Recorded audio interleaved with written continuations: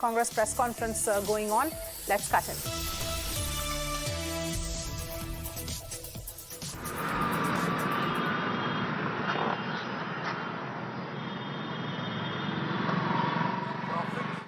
जिस प्रकार से कमर्शियली प्रॉफिट समझा जाता है उसका इस्तेमाल कर सकती है।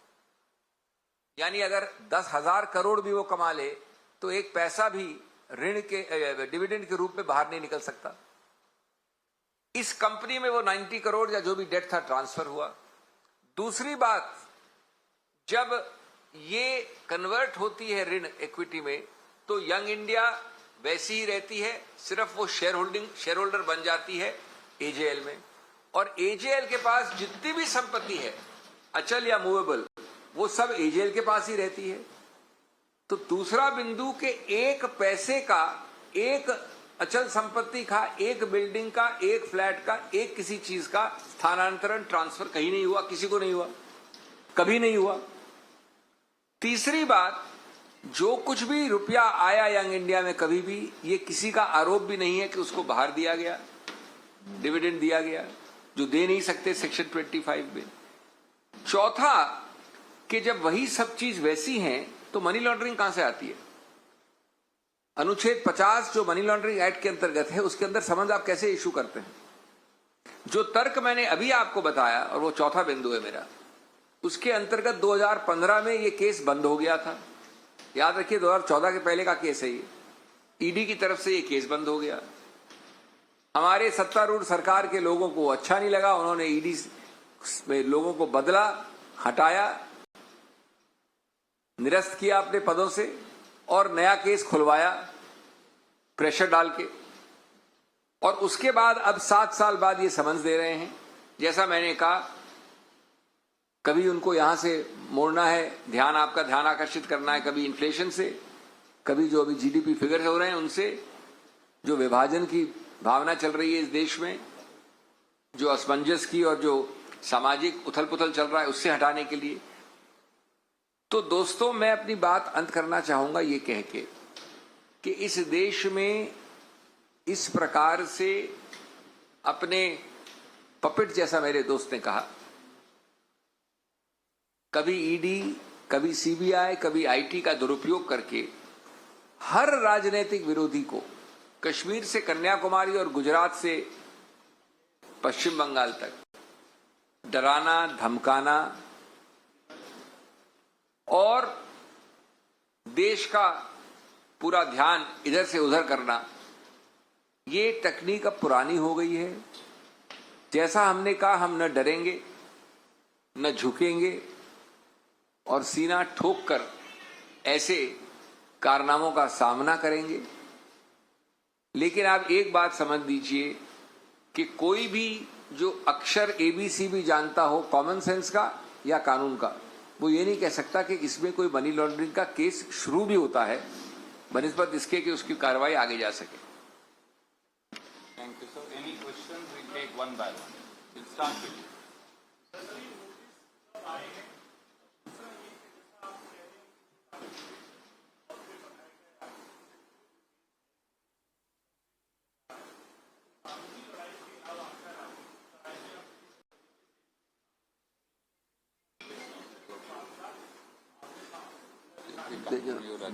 देखिए, बिल्कुल लड़ेंगे। आपने एक प्रकार की जो साफगोई की लड़ाई है वो आज शुरू हुई है।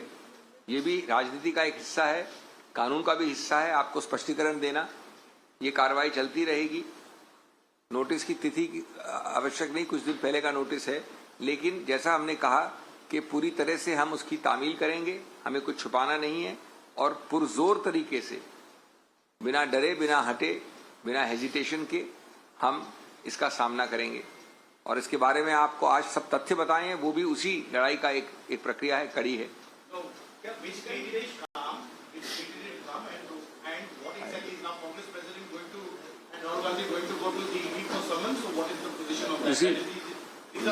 We need not disclose to you the details. It has just come recently. I don't know the date. I mean, it's hardly just a few days ago. But you can rest assured that whoever is present in the country, and certainly the Congress president is here, will go. If there is some small accommodation or time required for somebody who is not here, that time will be sought. So Rahul Gandhi is not present, he will go later.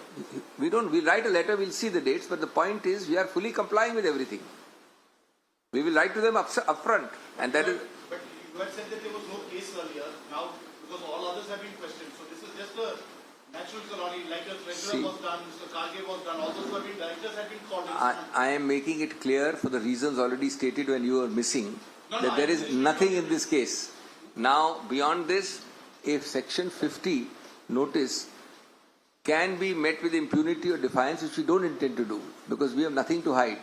But we are now answering the court of public opinion, not the ED at this stage. As far as ED is concerned, we'll give them whatever answers they want and whatever questions they ask. This is a political battle. This is nothing else. You're not. No, they're both legal, political, social, everything, communication, everything. Sir आपने कहा कि इस पूरे case में काल्पनिक है, कोई मुद्दा नहीं है कि केस चलाया जाए, लेकिन आपने कहा कि रिसेंटली नोटिस आया है, कब तक पेश होने के लिए कहा गया है?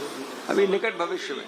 दूसरी चीज की इस तरह के समन में क्या पेश होना होता है या दूसरा भी कानूनी रास्ता होता है? क्या इस तरह के देखिए ऐसा है इन तथ्यों का कोई खास मायने नहीं, लेकिन आप पूछ रहे हैं तो अभी वाला जो नोटिस है माननीय कांग्रेस अध्यक्ष का, वो 8 तारीख को उनको बुलाता है. एक पॉइंट. दूसरा, इसमें जो भी उत्तर होते हैं, तथ्य होते हैं, जो कानूनी जवाब होते हैं, वो सब उनको दिए जाएंगे. कानून की एक प्रक्रिया है, उसको देखा जाएगा. लेकिन हमारा आज का उद्देश्य वो है जो हमने आपको बताया है. 8 जून बिल्कुल जाएंगे, बिल्कुल 100% जाएंगे. 8 जून 8 मैंने कहा कि माननीय कांग्रेस अध्यक्ष जाएंगी. अगर राहुल जी यहाँ हुए तो जाएंगे, नहीं तो थोड़ा सा समय मांग सकते हैं. वो हमको पता नहीं डिटेल्स अभी. Thank you, guys. धन्यवाद. We are sending you the. Thank you.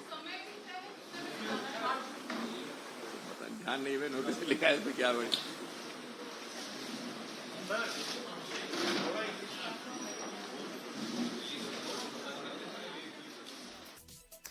All right, well, that was a press conference by the Congress party. You just heard Abhishek Manu Singhvi there talking about the case, the ED summons to both Rahul and Sonia Gandhi in the National Herald case. In fact, clearly saying that there is nothing in this case and that they are going to fully comply with everything.